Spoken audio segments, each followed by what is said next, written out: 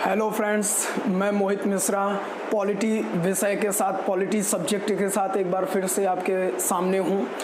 पिछला लेक्चर जो मैंने आपको पढ़ाया उस लेक्चर्स में हमने 3 भागों पर चर्चा की और वो 3 भाग हम पढ़ रहे थे पॉलिटी के। इन 3 भागों में से एक आपने पढ़ा था राज्य, एक आपने पढ़ा था शासन प्रणाली और जो तीसरा पार्ट हम चर्चा कर रहे थे ये है सरकार। अब सरकार की हमने जब पिछले लेक्चर पे चर्चा की थी तो सरकार को 4 भागों में हमने देखा था। 4 भागों में सबसे पहला है विधायिका जो कि कानून का निर्माण करेगी, फिर उसके पश्चात है कार्यपालिका जो उसको एक्टिवेट करेगी, जो भी रूल बनाएगी विधायिका यानी लेजिस्लेटिव, और एग्जीक्यूटिव उसको एक्टिवेट करेगी। फिर बात की थी जुडिशियरी की यानी न्यायपालिका। अभी हालांकि न्यायपालिका का इंट्रोडक्शन बाकी है, हमने कल बताया नहीं इस पर, लेकिन फिर भी।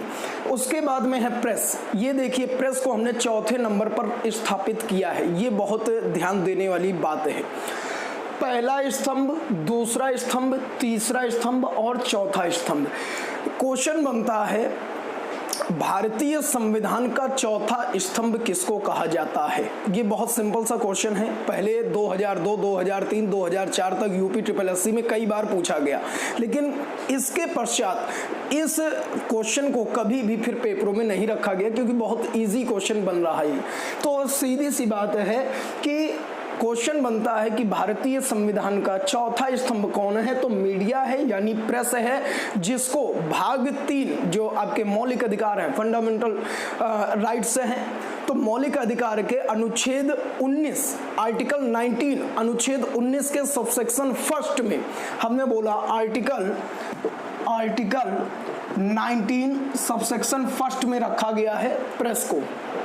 तो ये अभी हमने चर्चा की है प्रेस के विषय में। लेकिन आप जैसा कि देख रहे हो आपके सामने कुछ यहाँ पर पॉइंट्स हमने लिखे हुए हैं। 3 पॉइंट हैं ये कुल, और पिछला जो हमने लेक्चर समाप्त किया था वो इन्हीं 3 क्वेश्चनों के साथ में हमने समाप्त किया था। 3 क्वेश्चनों में सबसे पहला क्वेश्चन हमने आपसे पिछले लेक्चर में पूछा था कि केंद्रीय मंत्रिमंडल सामूहिक रूप से किसके प्रति उत्तरदायित्व रखता है। फिर एक क्वेश्चन हमने आपसे पूछा था कि केंद्रीय मंत्रिमंडल व्यक्तिगत रूप से किसके प्रति रिस्पॉन्सिबिलिटी, किसके प्रति उत्तरदायित्व रखता है। और उसके पश्चात में तीसरे नंबर पर हमने बात कही है यहाँ पर राज्य मंत्रिमंडल। ये राज्य मंत्रिमंडल की हमने चर्चा की है कि राज्य मंत्रिमंडल आखिर व्यक्तिगत रूप से किसके प्रति उत्तरदायी होगा। ये 3 क्वेश्चन हमने यहाँ पर लिखे हैं क्योंकि आप पढ़ रहे थे कार्यपालिका। जी हाँ, पिछला लेक्चर जो हमने आपको पढ़ाया था उस लेक्चर को जब हमने समाप्त किया तो एक हमने कार्यपालिका का फ्लो चार्ट आपके सामने रखा था, और इस फ्लो चार्ट में हमने आपको समझाया था कि आखिर भारतीय राज्य व्यवस्था में कार्यपालिका को किस प्रारूप के साथ रखा गया है। जी हाँ, तो कार्यपालिका की जैसा कि हमने चर्चा की थी तो केंद्रीय मंत्रिमंडल इसी के अधीन आता है, राज्य मंत्रिमंडल भी कार्यपालिका के अधीन आता है। लेकिन जब हम इन क्वेश्चंस की चर्चा करेंगे तो एक पेपर हुआ वर्ष 2018 में, और ये पेपर था दिल्ली हाई कोर्ट ROARO का। उस पेपर में क्वेश्चन था कि बात कही गई थी कि केंद्रीय मंत्रिमंडल सामूहिक रूप से किसके प्रति उत्तरदायित्व है। ये जितने भी इस तरीके के जिन क्वेश्चन में उत्तरदायित्व शब्द होता है या उसके साथ में सामूहिक या व्यक्तिगत शब्द मिलता है और उसके साथ में केंद्रीय मंत्री या प्रधानमंत्री या मुख्यमंत्री शब्द मिलता है, इस तरह के सभी क्वेश्चंस बनते हैं कार्यपालिका से। तो ये बहुत इंपॉर्टेंट पार्ट चल रहा है। तो आइए पहले तो आप इत्मीनान से ये तीनों क्वेश्चंस नोट कर लें। इन तीनों क्वेश्चंस पर ही अब हम कार्यपालिका का अगला टॉपिक पढ़ेंगे। पिछले लेक्चर में जो हमने कार्यपालिका के आपको फ्लो चार्ट बताए, उस फ्लो चार्ट में हमने राजनीतिक कार्यपालिका और प्रशासनिक कार्यपालिका इन दो पर हमने चर्चा की थी, एक राजनीतिक और एक प्रशासनिक। हमने बताया था कि प्रशासनिक यानी लोक सेवक, IAS, IFS जितने भी प्रशासनिक पद हैं ये सब रखे गए हैं। दूसरा राजनीतिक कार्यपालिका जिसमें प्रधानमंत्री, मुख्यमंत्री, राष्ट्रपति और राज्यपाल इनको रखा गया है। फिर हमने कहा था कि राजनीतिक कार्यपालिका को हम अस्थायी कार्यपालिका भी कहते हैं क्योंकि कार्यकाल बहुत सीमित होता है, लेकिन प्रशासनिक कार्यपालिका को हमने पिछले लेक्चर में स्थायी कार्यपालिका भी कहा था। तो आपने ये क्वेश्चंस नोट कर लिए होंगे अभी तक। थोड़ा स्पीड बढ़ाएं जिन लोगों ने नहीं नोट किए हैं, क्योंकि लेक्चर में प्रयास रहता है कि आपको अधिक से अधिक पॉइंट्स, क्वेश्चंस जो आए हुए हैं या आ सकते हैं उनको कम समय में आपके सामने कम शब्दों में हम रख सकें। तो इन क्वेश्चंस को आपने नोट कर लिया होगा। अब आइए ये क्वेश्चंस हम यहाँ पर इरेज कर रहे हैं, हटा रहे हैं, और इन क्वेश्चंस की जगह पर आखिर इन क्वेश्चंस का कैसे आप जो है इत्मीनान से आंसर दे पाएंगे, बहुत कन्फ्यूजन होता है। अगर जो आप कभी भी इनको ध्यान से नहीं पढ़ते हो तो ये जो शब्द लिखा है एक सामूहिक, एक शब्द लिखा है व्यक्तिगत, इस सामूहिक और व्यक्तिगत शब्द में ही बहुत कंफ्यूजन होता है। आज हम वो कंफ्यूजन आपका पूरी तरह से समाप्त कर देंगे, बशर्ते जो हम अब फ्लो चार्ट बनाने जा रहे हैं आप उस फ्लो चार्ट को बहुत ही अच्छी तरीके से समझ लें और कॉपी में नोट कर लें। तो ठीक है साहब, आगे इसको बढ़ते हैं और इसको हम हटा देते हैं। ओके फ्रेंड्स, आपने क्वेश्चंस नोट कर लिए होंगे। अब आइए उन क्वेश्चंस को समझते हैं कि क्या है। जब भी इस तरीके के क्वेश्चन आपके सामने उपस्थित हों तो आप कार्यपालिका के ये क्वेश्चन मान के चलिएगा कि ये क्वेश्चन सिर्फ कार्यपालिका के ही बनेंगे। इस क्वेश्चंस में आपको एक शब्द सबसे पहले मिलेगा और वो शब्द आपको समझना होगा, और वो शब्द है उत्तरदायित्व। उत्तरदायित्व शब्द जो होगा क्वेश्चन में, उसके साथ में या तो वो एक शब्द दे देगा और वो शब्द है सामूहिक, या तो एक वो शब्द दे देगा और ये शब्द है व्यक्तिगत। हमने फिर से बोला है कि दो शब्द हैं, सामूहिक और व्यक्तिगत। जब सामूहिक वर्ड आप देखेंगे तो सामूहिक के साथ में फिर दो शब्द आपको और भी वहां पर देखने पड़ेंगे, या तो केंद्र होगा वहां पर और या तो फिर राज्य होगा वहां पर, केंद्र या फिर राज्य। इसी तरह जब व्यक्तिगत होगा, यानी कि क्वेश्चन जो आप देख रहे हैं उस क्वेश्चन में उत्तरदायित्व, रिस्पॉन्सिबिलिटी शब्द है, और रिस्पॉन्सिबिलिटी यानी उत्तरदायित्व के साथ में एक व्यक्तिगत शब्द आपको दिखा होगा उस क्वेश्चन में।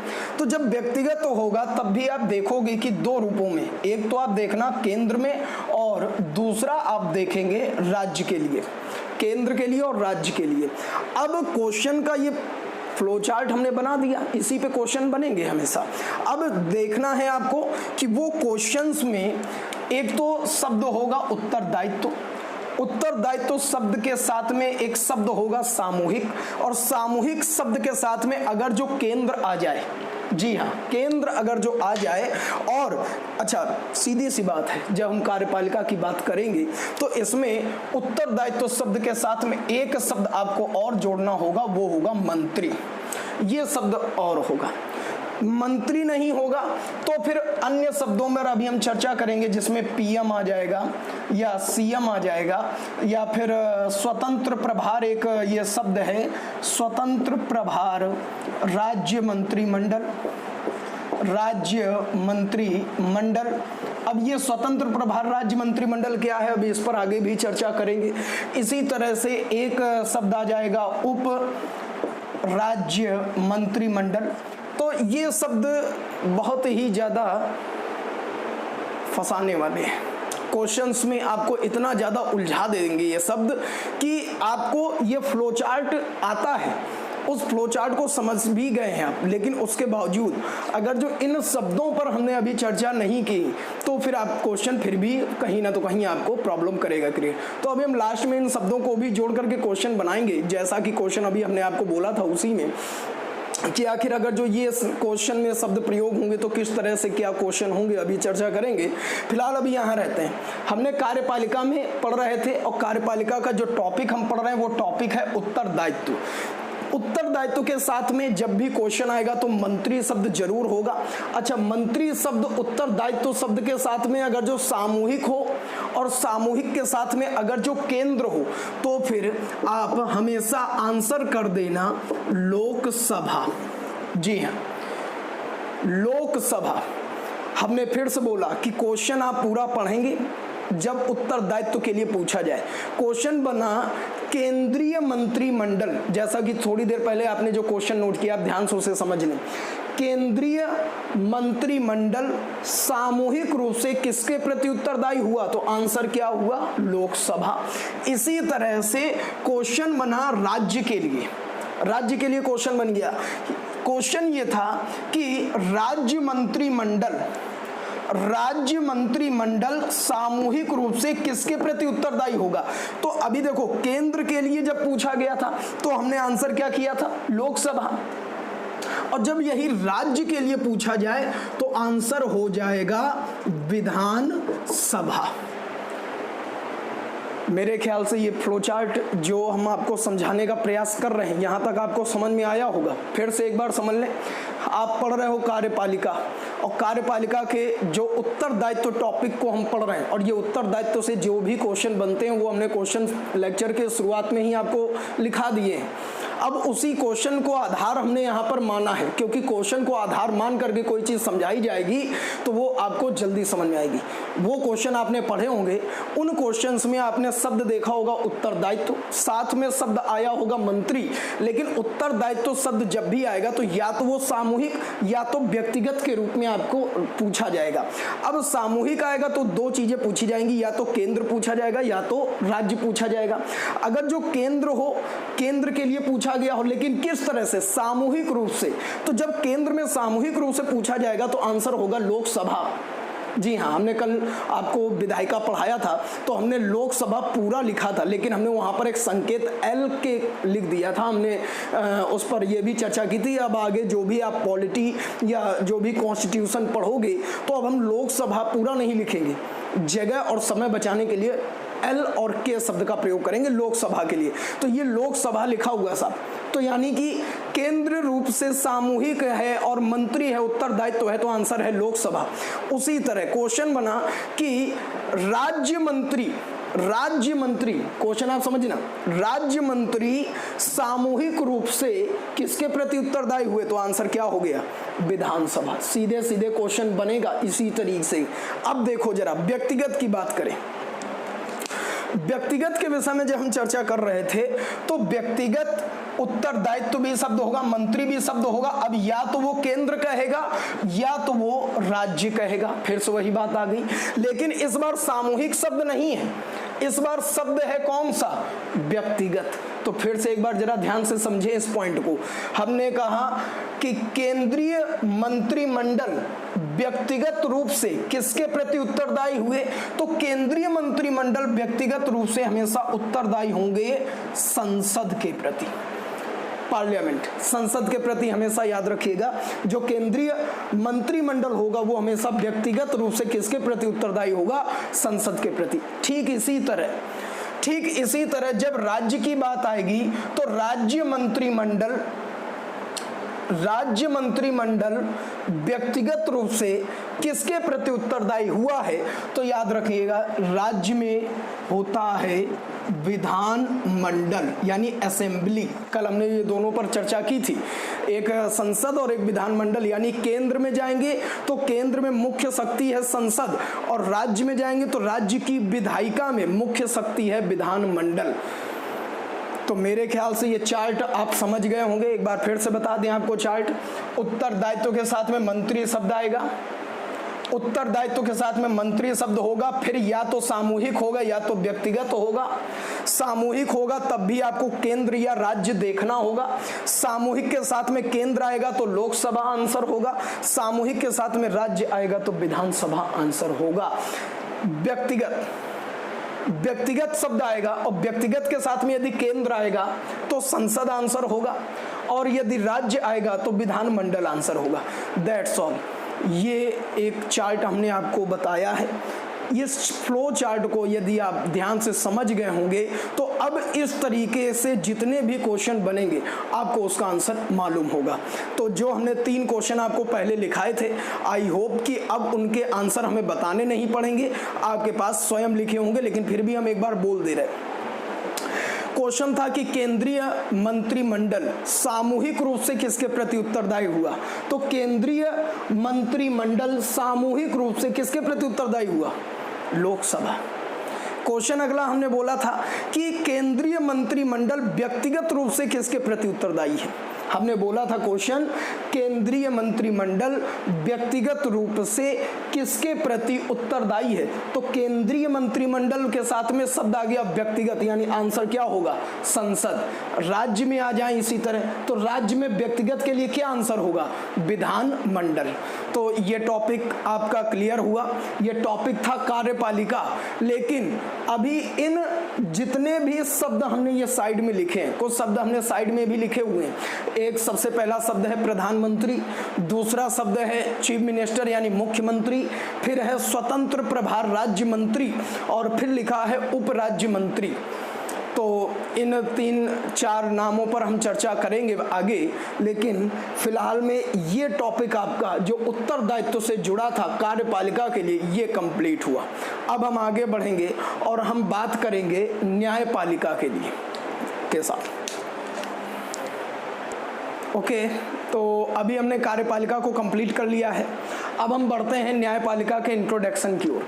तो जब न्यायपालिका की बात करते हैं तो आपको पता है कि भारत की जो सुप्रीम कोर्ट है, यानी भारत की जो उच्चतम न्यायालय है, इसको आर्टिकल 124 से 147 के मध्य रखा गया है।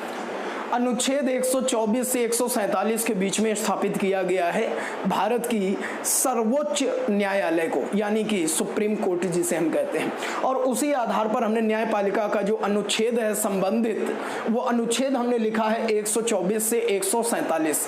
लेकिन अब इंट्रोडक्शन अभी हम चर्चा कर रहे हैं, अभी हम संविधान की बात यहाँ नहीं कर रहे हैं। तो जब हम इंट्रोडक्शन की बात करते हैं तो न्यायपालिका के लिए हम आपको एक पिरामिड बना रहे हैं। इस पिरामिड को आप समझिए। पिरामिड में हमने सबसे ऊपर रखा है आर्टिकल 124। ये सभी आर्टिकल्स पर हम चर्चा करेंगे आगे, लेकिन अभी सिर्फ इंट्रोडक्टिव पार्ट आपका चल रहा है, तो उस इंट्रोडक्टिव पार्ट में हम प्रारूप को बता रहे हैं। अनुच्छेद 124 में रखा गया है सुप्रीम कोर्ट को। उसके पश्चात में आ जाता है आर्टिकल 214, अनुच्छेद 214, इसमें रखा गया है हाई कोर्ट को। इसके पश्चात में आ जाता है आर्टिकल 233, 233, और इसमें रखा गया है सेशन कोर्ट को। सेशन कोर्ट की अगर जो हम यहाँ पर चर्चा करें तो इसको हम जिला न्यायालय या तहसील के नाम से भी जानते हैं। जी हाँ, जिला न्यायालय, अनुच्छेद 233। इसके बाद में फिर स्थापित करते हैं न्यायिक पंचायत को। न्यायिक पंचायत, न्यायिक पंचायत के बाद में फिर हम बात करते हैं पारिवारिक न्यायालय के विषय में। पारिवारिक न्यायालय, और इसके पश्चात में हम बात करेंगे कुटुंब न्यायालय के विषय में।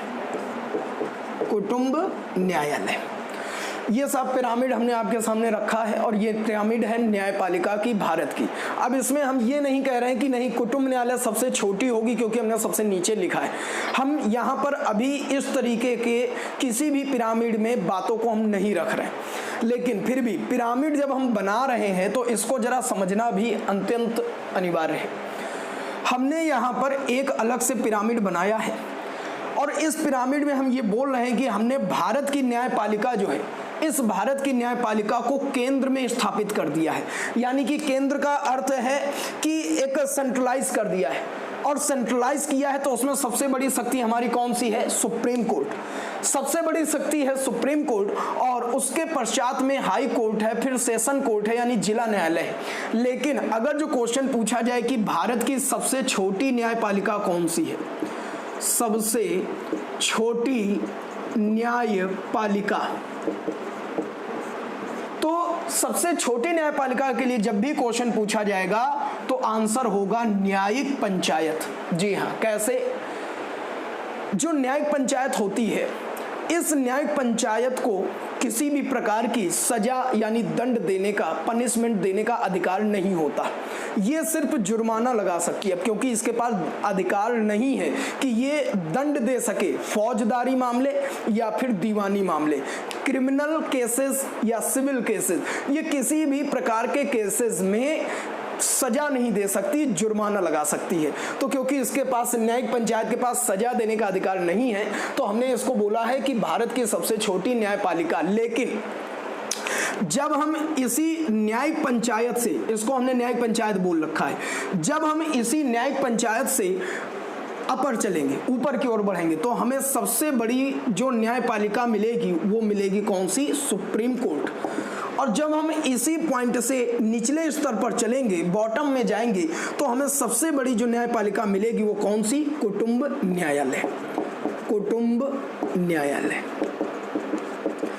अब आप कहेंगे कि आखिर जो न्यायिक पंचायत है इसको बीच में क्यों रखा, इसको सबसे नीचे रख देना चाहिए था, इतना पिरामिड इस तरीके से आपने क्यों रखा? तो इसका बहुत बड़ा रीजन है। देखिए जरा, जब भी कोई भी मुकदमा, कोई भी केस फाइल किया जाता है, कोई भी मुकदमा दाखिल किया जाता है, तो वो मुकदमा दीवानी या फौजदारी में ही होगा। और दीवानी या फौजदारी, क्रिमिनल या सिविल में दाखिल किया जाएगा। और वो यदि सामान्य मामला है तो सबसे पहले दाखिल किया जाएगा न्यायिक पंचायत में। अब हमने कहा था कि न्यायिक पंचायत को दंड देने का अधिकार नहीं है, और मामला भी हमने बोला सामान्य होना चाहिए। मामला अगर जो 302 आईपीसी, ये जो दरोगा वाले हैं उनको ये चीज़ें समझ में आती होंगी, लेकिन ऐसा नहीं है कि आप लोग बिल्कुल अनभिज्ञ होंगे। थोड़ा बहुत तो आपने इंडियन पेनल कोड के विषय में सुना होगा। Indian penal code 1860, 1860। तो आईपीसी की एक धारा है 302, तो वो 302 या 307, 319, 317, इस तरीके की जितनी भी क्रिमिनल की हाईएस्ट धाराएं, जो मृत्यु दंड तक की धाराएं कही जाती है, आजीवन कारावास की धाराएं कही जाती हैं, वो मामले कभी भी न्यायिक पंचायत में नहीं जाएंगे। न्यायिक पंचायत में वही मामले सिर्फ जाएंगे जो सामान्य चोरी डकैती से जुड़े होते हैं। तो न्यायिक पंचायत में पहले मामला गया, अब वो फौजदारी भी हो सकता है, दीवानी भी हो सकता है। मामला न्यायिक पंचायत में गया, अब न्यायिक पंचायत ने उस पर जो भी निर्णय दिया, तो उसके बाद में वो मामला जाता है जिला न्यायालय में। अब जिला न्यायालय ने उसको सुना, उस मामले पर सुनवाई करने के पश्चात जो भी ऑर्डर दिया, अब हो सकता है कि उस ऑर्डर से दो पक्ष हैं, ए और बी, इन दोनों पक्षों में से कोई एक ऐसा पक्ष होगा जो असंतुष्ट होगा।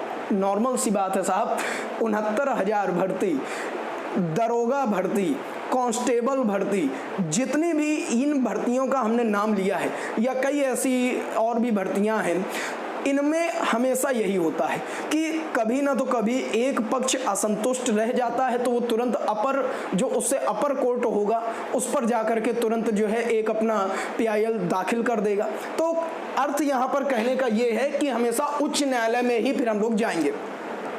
तो जिला न्यायालय ने कोई मामले की सुनवाई की, लेकिन उसने उसमें जो भी आदेश दिया या खारिज किया, तो उसके बाद में उस मामले की सुनवाई जाएगी कहां पर? हाई कोर्ट में, यानी फिर वहां पर जा सकते हैं हाई कोर्ट में, जब यहां से खारिज हो जाएगा। अब जब हाई कोर्ट ने उस पर मामले पर कोई आदेश दिया, ऑर्डर दिया, और या फिर खारिज कर दिया, तो एक पक्ष उसमें भी असंतुष्ट हुआ, तो वो फिर जाएगा कहां पर? सुप्रीम कोर्ट में। तो ये एक क्रम है, इस क्रम में भारत की न्यायपालिका कार्य करती है। लेकिन इस पूरे क्रम में हमने कहीं भी पारिवारिक न्यायालय और कुटुंब न्यायालय, इन दोनों की चर्चा नहीं की। देखिए, मामले जब भी दंपत्ति यानी पारिवारिक यानी हस्बैंड वाइफ से जुड़े होते हैं, जब भी दंपत्ति वाले मामले होंगे जिसमें डाउरी एक्ट यानी दहेज प्रथा सबसे बड़ी धाराओं में से मानी जाती है, इंडियन पेनल कोड की एक धारा है IPC 304 सबसेक्शन 2, ये डाउरी एक्ट है यानी दहेज प्रथा की धारा है। तो जब हम दहेज प्रथा की बात करेंगे तो ऑब्वियस सी बात है कि दहेज प्रथा का मामला अब न्यायिक पंचायत में नहीं जाएगा, क्योंकि ये छोटा मामला नहीं होता, बहुत बड़ा मामला होता है। तो न्यायिक पंचायत में नहीं जाएगा तो सीधा कहां जाएगा? जिला न्यायालय में। अब जिला न्यायालय में जाता है तो जिला न्यायालय के बाद में फिर जाएगा कहां पर, हाई कोर्ट में, और हाई कोर्ट के बाद में फिर कहां जाएगा, सुप्रीम कोर्ट में। एक बात हमेशा ये याद रखिएगा कि जिला न्यायालय अब इन मामलों यानी परिवार से संबंधित कोई भी मामला होगा उन मामलों की सुनवाई करने के लिए अलग एक खंडपीठ गठित करेगी। कौन, जिला न्यायालय। जिला न्यायालय, अब जिला न्यायालय की उस पारिवारिक खंडपीठ ने कोई भी आदेश दिया है और उस आदेश में एक पक्ष असंतुष्ट हुआ तो वो जाएगा कहां पर, हाई कोर्ट में।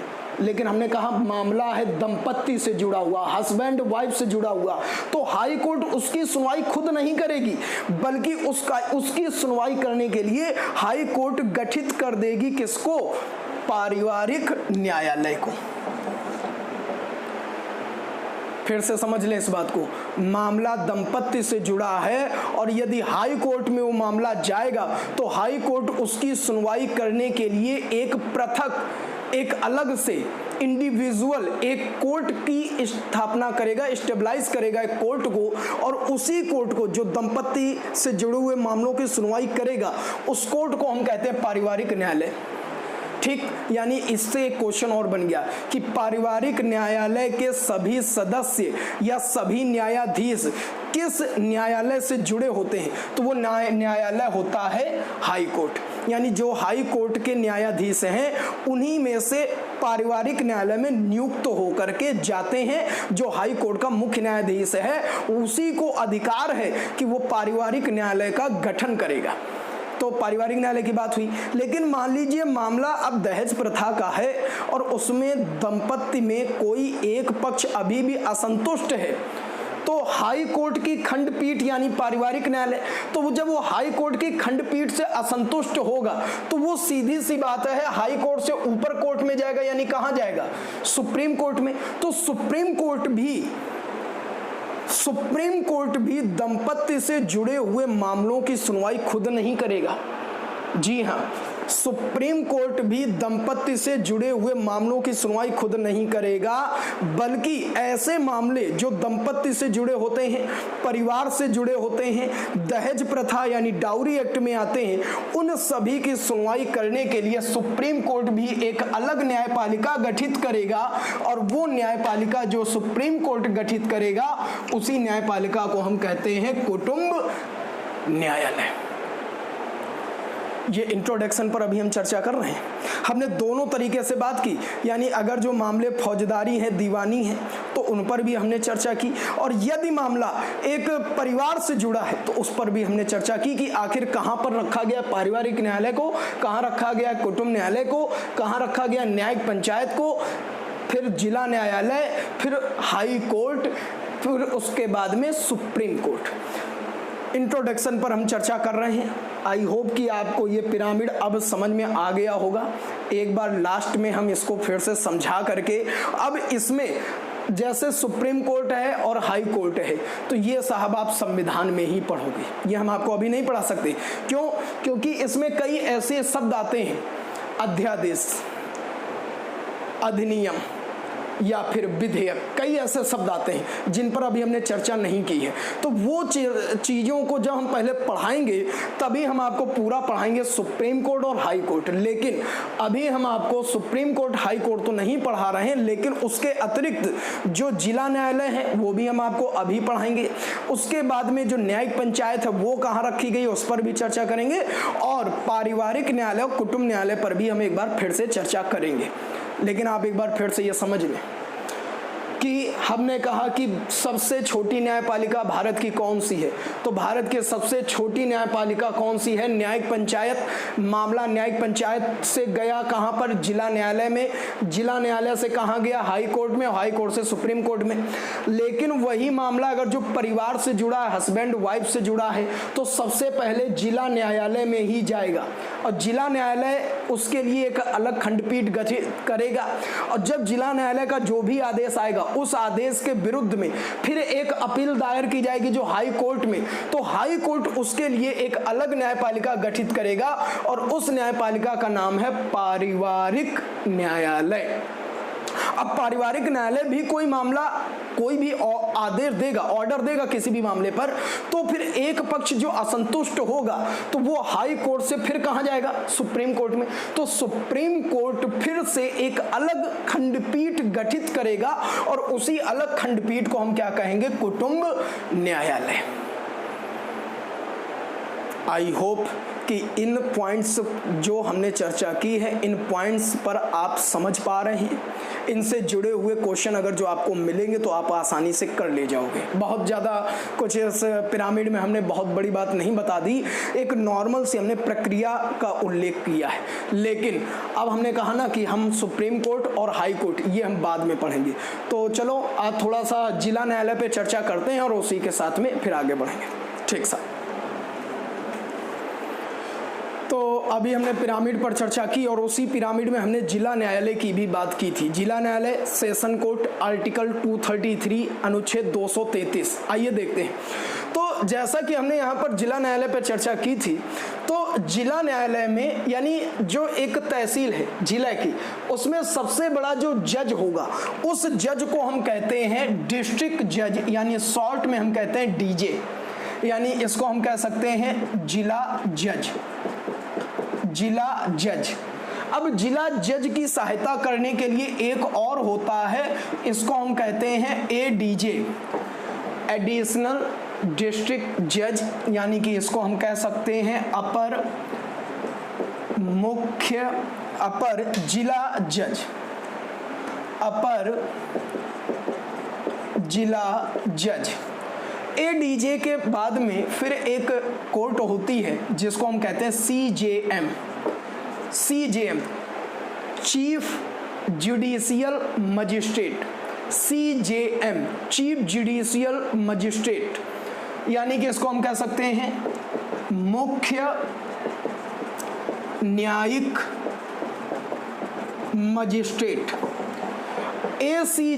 सीजीएम की सहायता करने के लिए एक पद और होता है और उस पद को हम कहते हैं ACJM, additional chief judicial magistrate. ACJM, additional chief judicial magistrate, यानी कि इसको हम कहते हैं अपर मुख्य न्यायिक मजिस्ट्रेट। ये अभी जैसा कि हमने ऊपर लिखा था, बस उसी की सहायता करने वाला ये पद होता है। एसीजेएम के भी निचले स्तर पर एक होता है और उसका नाम है जेएम, जुडिशियल मजिस्ट्रेट। ये जेएम लिखा हुआ है, जेएम, जुडिशियल मजिस्ट्रेट, जो एसीजेएम के भी निचले स्तर पर होता है। और जेएम यानी इसको हम कहते हैं न्यायिक मजिस्ट्रेट, न्यायिक मजिस्ट्रेट। और जेएम के भी अंतर्गत एक कोर्ट होती है और उस कोर्ट को हम कहते हैं न्यायिक पंचायत। जी हाँ, ये वही न्यायिक पंचायत है जो अभी थोड़ी देर पहले हम बोल रहे थे कि भारत की सबसे छोटी न्यायपालिका कौन सी है? न्यायिक पंचायत। जी हाँ, और हमने कहा था कि न्यायिक पंचायत को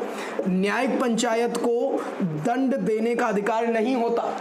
न्यायिक पंचायत सिर्फ जुर्माना लगा सकती है और जो जुर्माने की राशि है वो न्यूनतम, मिनिमम, यहाँ मिनिमम शब्द की हमने व्याख्या की है, न्यूनतम 500 रुपए होती है, यानी इससे ऊपर ही होगा, इससे कम नहीं होगा।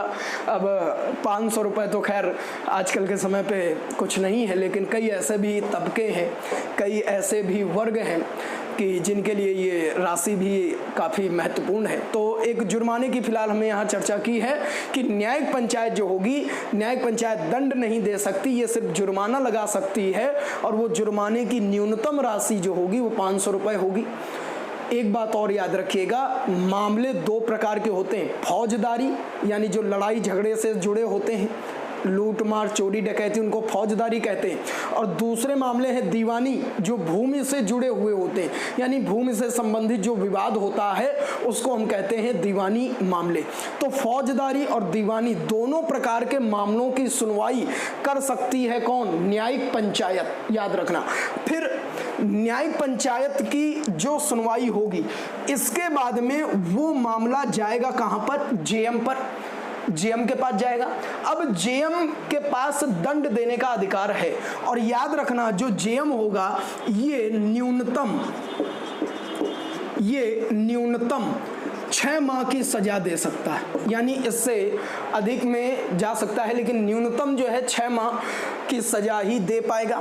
फिर मामला जेएम से जाएगा एसीजेएम में, एसीजेएम से जाएगा सीजेएम में। अब इन दोनों में जो भी आदेश आएगा तो ये 3 वर्ष तक की सजा दे सकते हैं, याद रखना 3 वर्ष तक की सजा। इसके पश्चात में मामला जाएगा अपर कोर्ट में, यानी जो जिला न्यायालय कहते हैं, और जिला न्यायालय में डीजे और एडीजे ये दोनों मामले की सुनवाई करेंगे, लेकिन इनके पास एक विशेष अधिकार होता है। इसके पहले हमने जितने भी यहाँ पर नाम लिखे हैं, ये जितने भी हमने साहब नाम लिखे हैं, आप फिर से समझ लें, इनमें से किसी को भी अधिकार नहीं है मृत्यु दंड देने का या आजीवन कारावास देने का। ये अधिकार नहीं दिया गया है, ना तो सीजेएम को, ना एसीजेएम को, ना जेएम को, ना ही न्यायिक पंचायत को।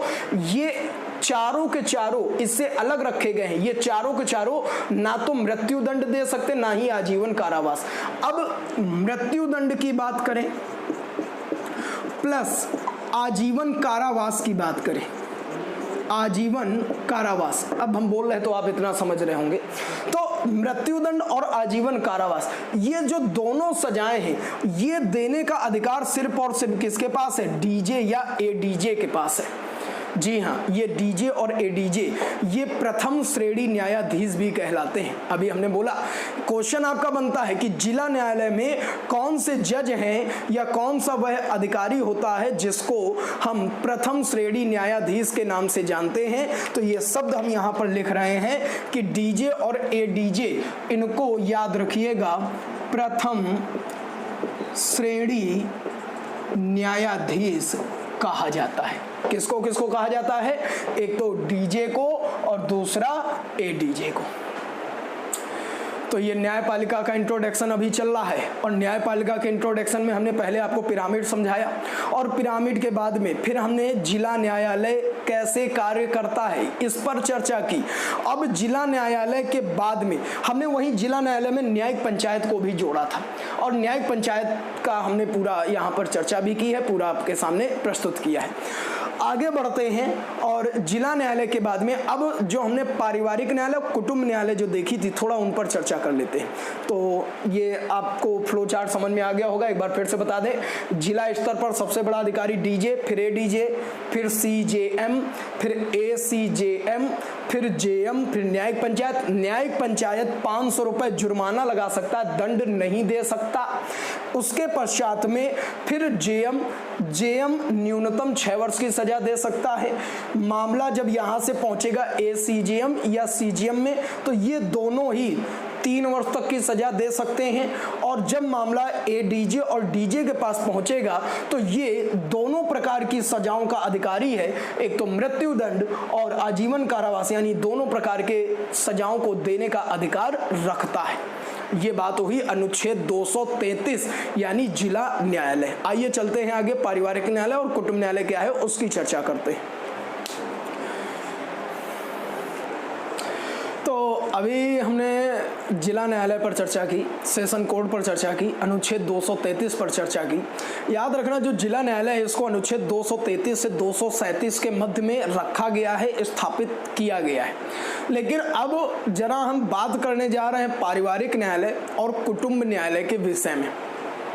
एक बार हम फिर से बोल दें, थोड़ा स्पीड में हमने इस चीज को बोला है। सेशन कोर्ट यानी जो जिला न्यायालय है, ये अनुच्छेद 233 से 237 तक इसको रखा गया है, 233 से 237 तक आर्टिकल में रखा गया है। आते हैं, बात करते हैं कुटुंब न्यायालय पर। जैसा कि हमने यहाँ पर आपके सामने नोट कर रखा है, तो कुटुंब न्यायालय तो हमने पहले समझ ली है कि यहाँ सुप्रीम कोर्ट के द्वारा जो स्थापित होगी और दंपत्ति यानी पारिवारिक से जुड़े हुए मामले होंगे। लेकिन अब कुटुंब न्यायालय की चर्चा करते हैं तो इसमें क्या क्वेश्चन आपके बनते हैं। यूपीपीएससी तक का जो एग्जाम होगा उसमें ये जितने भी हमने पॉइंट लिखे हैं इनसे अतिरिक्त अगर जो पॉइंट कोई पूछा जाएगा तो वो ये पूछा जाएगा कि अंतिम कुटुंब न्यायालय की स्थापना कहां पर की गई थी। फिर वो करंट का एक क्वेश्चन बन जाता है जाकर के। लेकिन अगर जो हम पॉलिटी की बात करें, इंट्रोडक्टिव पार्ट की बात करें, जो इंट्रोडक्टिव पार्ट न्यायपालिका के कुटुंब न्यायालय का चल रहा है, तो उसमें आपके जो बेसिक क्वेश्चन बनते हैं वो बस इतने ही हैं। पहला क्वेश्चन है कि जनक कौन है इसका, यानी कि किसने पहली बार इसको स्थापित किया और कब स्थापित किया, यानी समय की बात करेंगे। समय के साथ साथ फिर जो पहली कुटुंब न्यायालय है भारत की, यही क्वेश्चन एक बार बना भी है कि भारत की पहली कुटुंब न्यायालय कहाँ स्थापित हुई। फिर सदस्य की योग्यता पर भी हमने चर्चा की, यानी कि सदस्य की क्या योग्यताएं होनी चाहिए, कहाँ के वो सदस्य होने चाहिए और उद्देश्य क्या है। हालांकि ये दो पॉइंट पर हमने चर्चा कर रखी है, लेकिन फिर भी एक बार बात कर लेते हैं। तो जनक की बात हुई, तो सबसे पहला क्वेश्चन है जनक क्या है, जनक कौन है। तो जनक का नाम याद रखिएगा, जस्टिस पी.एन. भगवती। जी हाँ, जस्टिस पी.एन. भगवती के द्वारा भारत की पहली कुटुंब न्यायालय गठित की गई।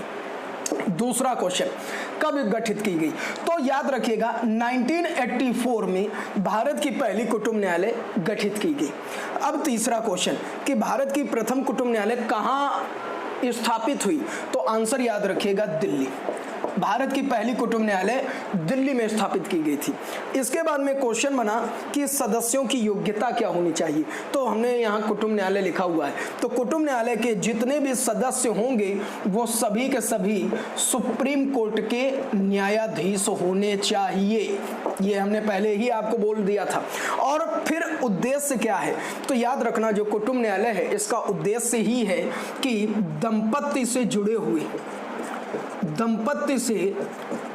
हुए मामले सुनना या सुनवाई करना। तो बस ये क्वेश्चन है आपके, जल्दी से इसको आप नोट कर लें। हम आपको 1 से 5 सेकंड का समय दे रहे हैं, आप नोट भी करते चल रहे होंगे साथ में, और बीच में चाय भी चल रही है क्योंकि मौसम ऐसा है। तो अगर जो चाय आप लोगों को पीनी है तो फिर लॉकडाउन के बाद तक का इंतज़ार करना होगा।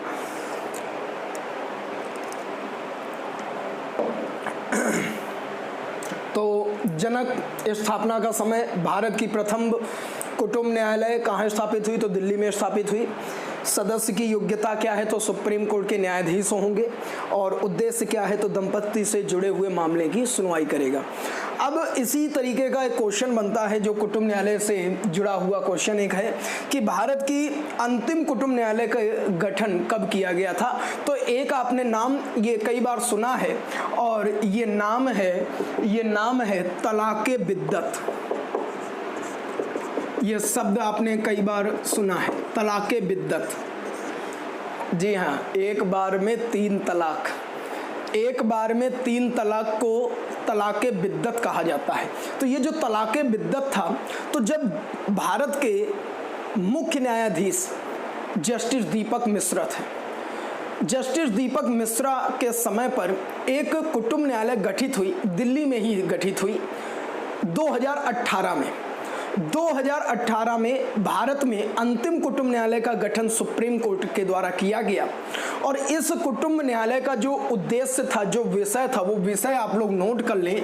ये हमने कहा कि जो 2018 की जो कुटुंब न्यायालय गठित हुई, और कहाँ गठित हुई, दिल्ली में गठित हुई, और किसके द्वारा गठित की गई, तो जस्टिस दीपक मिश्रा जो उस समय के यानी तत्कालीन मुख्य न्यायाधीश थे। हमने ये नहीं कहा वर्तमान है, तत्कालीन, यानी जब 2018 में ये गठित की गई उस समय पर भारत के जो मुख्य न्यायाधीश थे वो थे जस्टिस दीपक मिश्रा। तो इन्हीं के द्वारा याद रखिएगा भारत की अंतिम कुटुंब न्यायालय गठित हुई, यानी 2018 में गठित हुई। कहाँ गठित हुई, दिल्ली में गठित हुई। और उसका विषय क्या था, तो विषय याद रखिएगा तलाक़े बिद्दत। और इस तलाक़े बिद्दत की अगर जो हम चर्चा करें, एक बार में 3 तलाक को समाप्त कर दिया गया था इसी 2018 की कुटुंब न्यायालय के द्वारा। अच्छा, तलाक़े बिद्दत, ये आपको पता है कि ये दंपत्ति से जुड़ा हुआ मामला होता है। तो दंपत्ति से जुड़ा हुआ मामला है तो ऑब्वियस सी बात है कि कुटुंब न्यायालय ही उसकी सुनवाई करेगी। फिर से एक चीज जरा समझे, यहाँ पर क्वेश्चन बना कि भारत की पहली कुटुंब न्यायालय तो दिल्ली, भारत की अंतिम कुटुंब न्यायालय तब भी दिल्ली, लेकिन समय अंतराल है, पहला है 1984, 1986 अगर जो 1984 है नहीं है और 1986 है तो भी वो ऑप्शन सही होगा। हमने बोला है कि ऑब्लिक में 1986, क्यों? क्योंकि जो आदेश आया था, पहली कुटुंब न्यायालय का गठन हुआ था दहेज प्रथा से जुड़ा हुआ, यानी विषय था दहेज प्रथा अधिनियम। आपको पता है कि दहेज प्रथा अधिनियम 1989 में लागू हुआ है, 1989 में, और दहेज निषेध अधिनियम ये रखा गया था 1961 में, 1961 में पहली बार प्रस्तुत किया गया था संसद की कार्यवाही में, लेकिन तब लागू नहीं हो पाया था। अब लागू हुआ तो 1989 में, और कब लागू हुआ? जब उसको मंजूरी दी न्यायपालिका ने, तो न्यायपालिका ने उसी की मंजूरी देने के लिए कुटुंब न्यायालय की स्थापना की थी 1984 में। लेकिन वो जो आदेश आया, वो आदेश आया है 1986 में। तो कभी कभी आपको ऑप्शन जो मिलेगा 1984 मिलेगा, और जब 1984 नहीं होगा तो आपको ऑप्शन में 1986 भी मिलेगा, दोनों सही है। तो ये साहब हमने बात कही है कुटुंब न्यायालय, और इसी तरीके से सेम हम लोग बात कर सकते हैं पारिवारिक न्यायालय पर भी। पारिवारिक न्यायालय का भी जनक जस्टिस PN भगवती को ही माना जाता है। पारिवारिक न्यायालय की स्थापना सबसे पहले उत्तर प्रदेश में हुई थी, याद रखिएगा। और पारिवारिक न्यायालय के जितने भी सदस्य होंगे वो सब सुप्रीम कोर्ट के नहीं होंगे। पारिवारिक न्यायालय के जितने भी सदस्य हैं वो कहाँ के हैं? हाई कोर्ट के होंगे। और उद्देश्य क्या है? दंपत्ति से जुड़े हुए मामले। तो आज का ये वीडियो आपको कैसा लगा? आज के इस वीडियो में हमने न्यायपालिका में जो चर्चाएं की, या उससे जुड़ा हुआ आपका कोई भी क्वेश्चन है तो उन सभी विषयों पर आप कमेंट जरूर करें। इसके अतिरिक्त चैनल को सब्सक्राइब भी करते रहें, लाइक करना ना भूलें, क्योंकि लाइक जब आप करते हैं तो हमारा कॉन्फिडेंस और हाईएस्ट जाता है।